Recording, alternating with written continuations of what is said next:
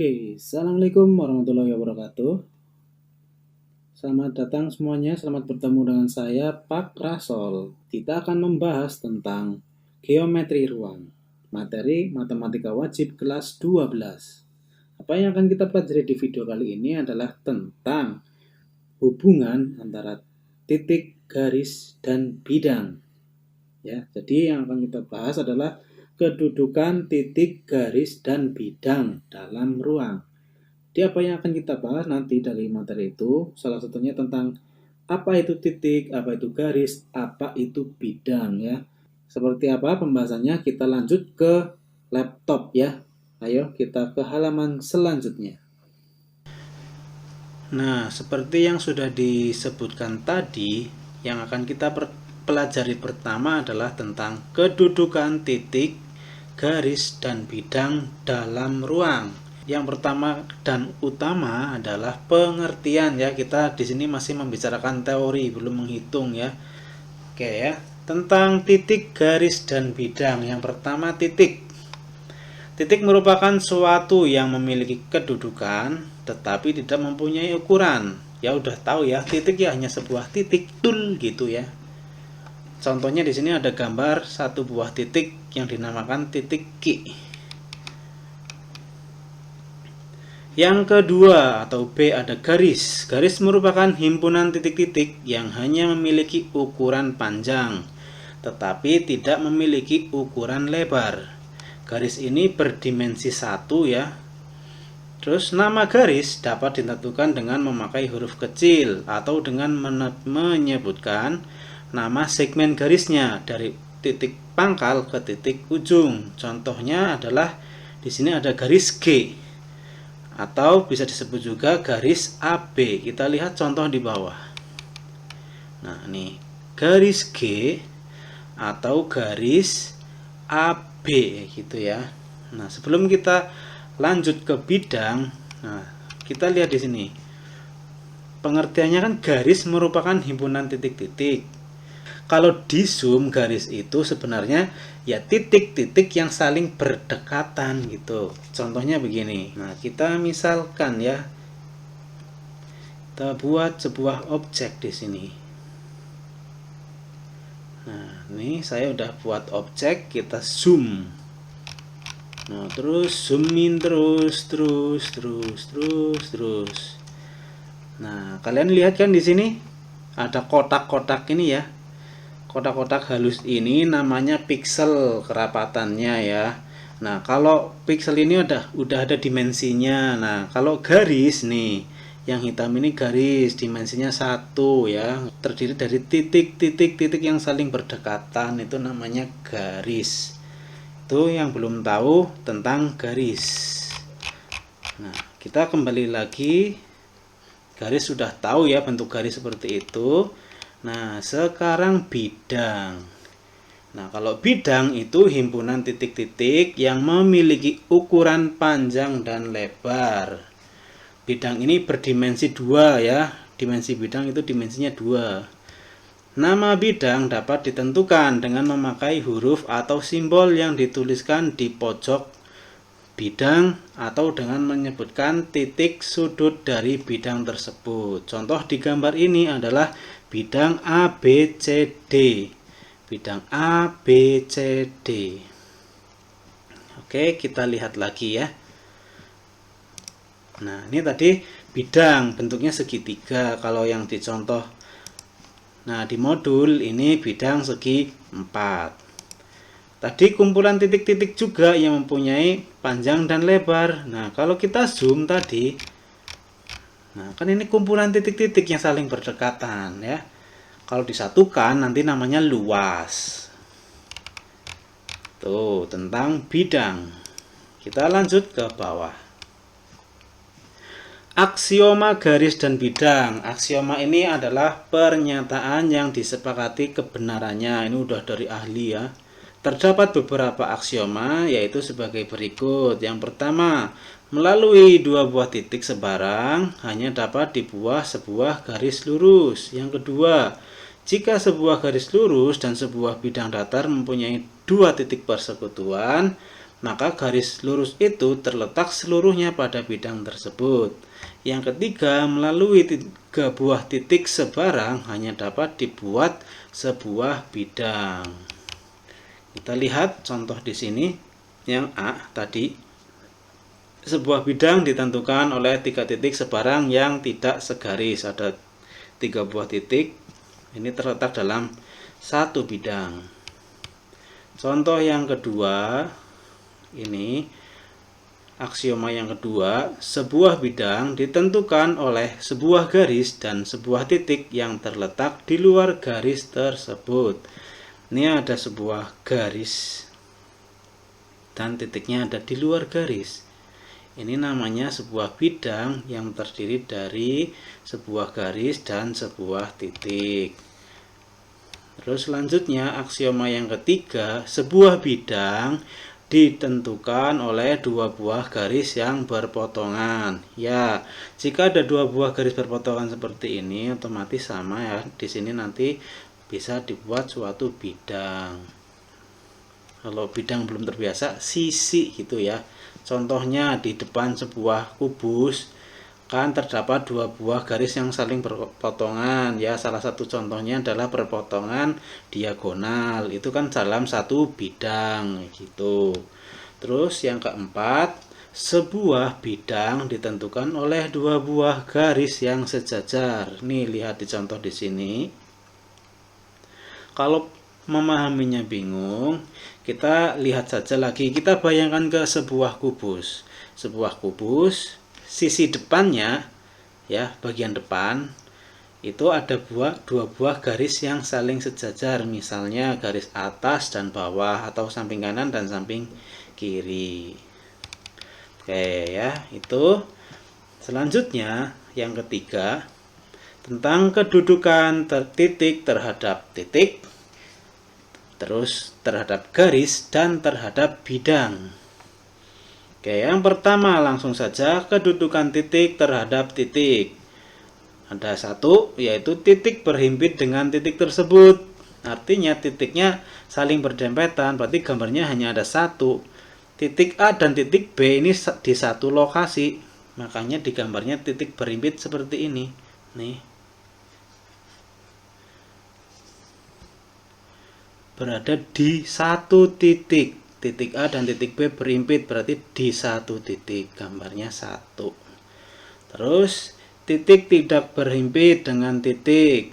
Ada 2 buah titik yang letaknya berjauhan. Berarti titiknya tidak berhimpit, makanya ditaruh berjauhan. Terus kedudukan yang kedua adalah kedudukan titik terhadap garis. Di sini yang pertama kedudukannya adalah titiknya terletak pada garis atau garis melalui sebuah titik. Contohnya di sini. Kalau kita baca dari gambar ini adalah titik A berada di garis G. Ya. Titik A berada di garis G. Atau bisa dibaca juga garis G melalui titik A. Yang kedua, titik tidak terletak pada garis atau di luar garis. Nih ya, gambarnya sudah jelas, ada garis G dan titiknya ada di luarnya, nggak nempel. Kalau yang pertama kan tadi nempel, dilewati atau melalui gitu. Yang ketiga, ada kedudukan titik terhadap bidang. Yang pertama, titik terletak pada bidang atau bidangnya melalui sebuah titik. Ya, titiknya nempel di bidang. Atau kita membicarakan begini saja, kita bayangkan sebuah dinding ruangan ya. Kalian menempatkan foto di dinding itu, artinya fotonya berada di dinding, sama saja titiknya berada di bidang. Oke ya, gampang ya memahaminya. Yang kedua, titik tidak terletak pada bidang. Nah, ini memahaminya juga sama. Anggap saja ilustrasinya seperti itu. Kita bayangkan sebuah ruangan. Kita lihat ke tembok depan kita dan tembok di sampingnya. Nah, berarti misal di tembok depan kita kosong, di sampingnya kan ada TV misalnya, TV nempel di tembok sebelah samping. Berarti si TV itu tidak berada di bidang yang ada di depan kita. Gitu ya. Berada di luar bidang ya. Oke, materi keempat adalah tentang kedudukan garis terhadap garis dan bidang. Yang pertama, kedudukan garis terhadap garis. 1. Garis berimpit dengan garis, artinya garisnya ini saling berdempetan ya, saling berimpit artinya dempet gitu ya. Yang kedua, garisnya ini saling sejajar, tidak akan berpotongan. Aksioma dua garis sejajar. Nah, ini ada dalil-dalilnya, nanti bisa dibaca ya di modul. Jika garis A sejajar garis B dan garis B sejajar garis C, maka garis A akan sejajar dengan garis C. Otomatis ya, kita lihat nih. Saya sudah menyediakan contoh berupa misalnya ini balok lah ya, balok.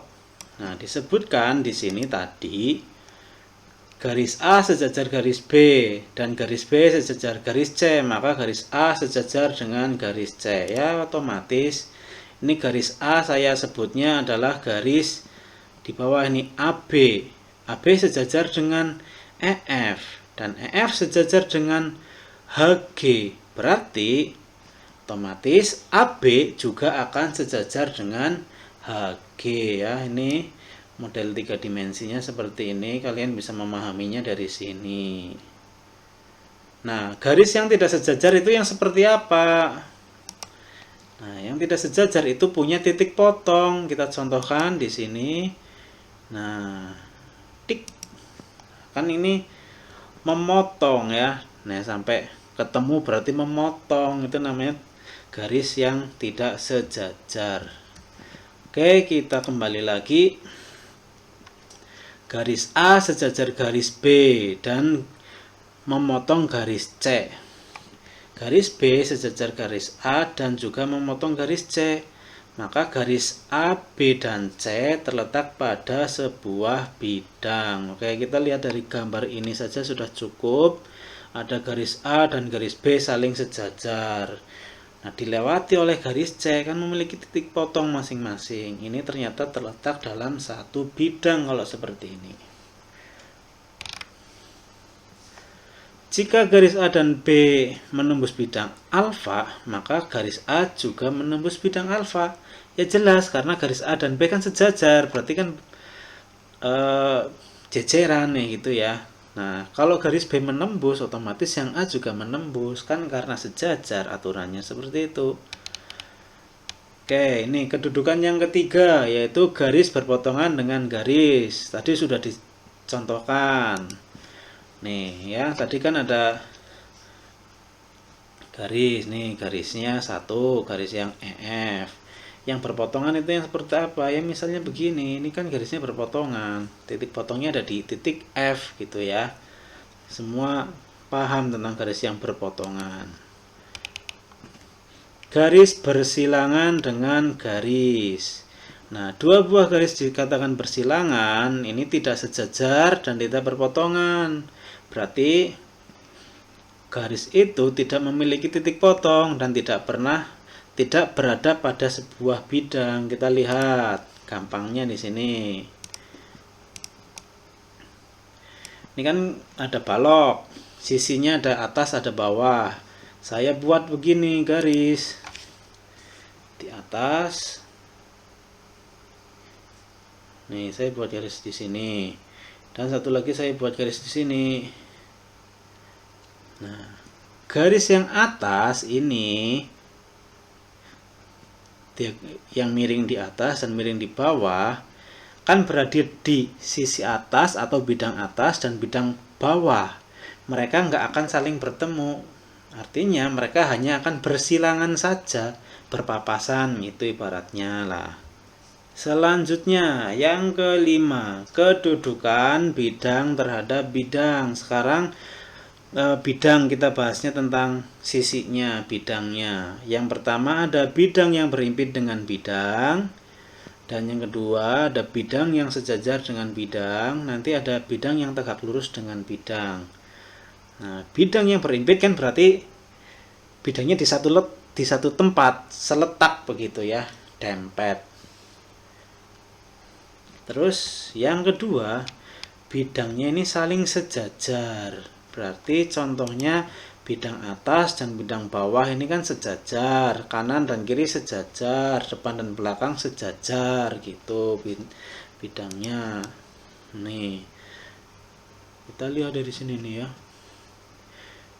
Atas dengan bawah sejajar, kanan dan kiri sejajar, depan dan belakang sejajar.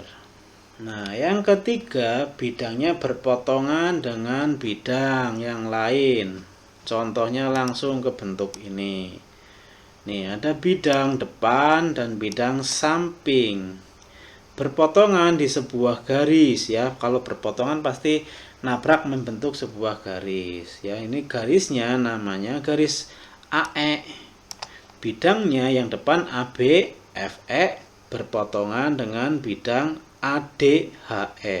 Oke, langsung ke contoh soal. Di sini ada contoh soal. Perhatikan kubus. Nanti ada kubusnya di bawah. Pertanyaan pertama adalah tentukan kedudukan titik B. Pertanyaan kedua, kedudukan garis AB. Dan yang ketiga, kedudukan bidang ABCD. Kita lihat. Yang pertama, kedudukan titik B. Ini titik B ada di pojok.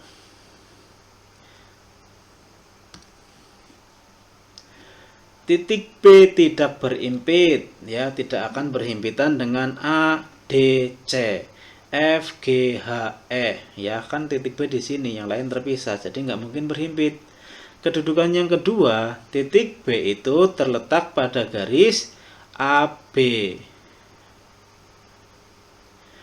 terletak pada garis BC, terletak pada garis FB. Oh maaf, ini garisnya melengkung-melengkung ya. Terus titik B terletak pada bidang apa saja? Ya, bidang alas. Nih, bidang alas ABCD jelas, titik B di situ. Terus bidang yang depan ABFE atau bidang yang samping BCGF. Itu tentang kedudukan titik B. Nah, kalau garis AB, nah kita lihat garis AB di sini. Garis AB ini akan sejajar dengan garis apa saja? Ya, garis AB akan sejajar dengan DC ya. Sejajar dengan EF, akan sejajar dengan HG, yaitu sejajar. Oke, yang pertama itu tentang garis AB. Oke, sekarang garis AB kalau saya tarik ke sini namanya apa? Berpotongan ya di titik B. Kalau dengan AE berarti berpotongan di titik A. Berarti saling tegak lurus gitu ya. Oke, sekarang dengan AF. Berarti AB akan berpotongan dengan AF di titik A gitu ya. Terus EB juga sama. Nah, sekarang AB dengan DC sejajar, AB dengan AD berpotongan, tapi sekarang AB dengan FG berarti iya bersilangan, kan tidak satu bidang, jadi namanya bersilangan. Nah, sekarang kedudukan bidang ABCD. Pertanyaan selanjutnya ABCD. Kita lihat ABCD ada di bawah ya, bidang alas ABCD.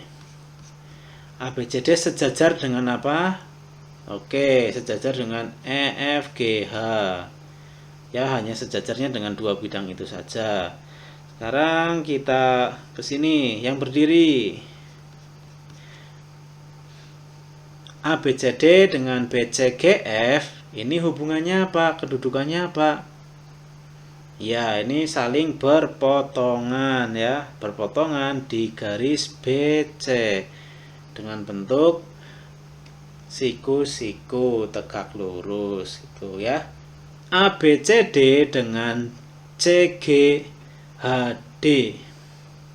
Apa ini nih berarti? Iya, berarti ini saling berpotongan juga ya. Ini saling berpotongan. Berpotongannya di mana? Di garis CD ya. Oke, itu adalah tentang kedudukan titik, garis, dan bidang ya. Ya, setelah mempelajari ini, berarti saya harap teman-teman semua sudah memahami tentang hubungan antara titik, garis, dan bidang dalam ruang. Untuk lebih memahaminya, silahkan latihan-latihan di buku teks atau di modul yang sudah ada dari sekolah, tinggal dikerjakan. Kalau ada yang tidak bisa, silahkan ditanyakan ke guru. Oke, terima kasih. Sekian dari saya. Assalamualaikum warahmatullahi wabarakatuh.